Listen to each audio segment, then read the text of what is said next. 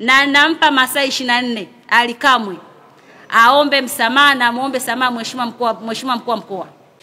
Kuna kauli ambayo mkuu wa idara ya habari na mawasiliano wa Young Africans Ali Kamwe alizungumza kuhusiana na mheshimiwa mkuu wa mkoa Paul Chacha Matiku ambaye ni mlezi wa timu ya Tabora United.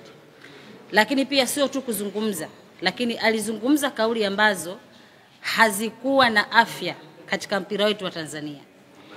Kitu ambacho labda watu hawakifahamu ni kwamba Paul Chacha Matiku, mkuu wa mkoa wa Tabora, ni mlezi wa timu ya Tabora United.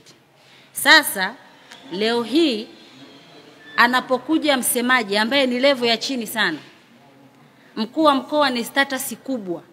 Sawa? Tunapozungumzia mkuu wa mkoa ni status kubwa. Yule ni mteule wa Mheshimiwa Rais Samia Suluhu Hassan. Na yule tunaweza tukasema kwamba ni mwakilishi wa rais katika mkoa wa Tabora. Na hata hao mashabiki ambao walikuwa wanazungumza nao ni mashabiki wa Yanga lakini wanaishi Tabora. Mheshimiwa mkuu wa mkoa Paul Chacha Matiku ndio mwenyekiti wa kamati ya ulinzi na usalama ya mkoa wa Tabora. Ambapo hao mashabiki wa Yanga ambao walikuwa jana pale wakizungumza zile sentensi kupitia kwa mkuu wa idara ya habari na mawasiliano, ni mkuu yani ni sehemu ambayo wao wanaishi katika mkoa wake. Kwa hiyo niseme tu kitu kimoja, sisi kama club hatujafurahishwa na kauli zake.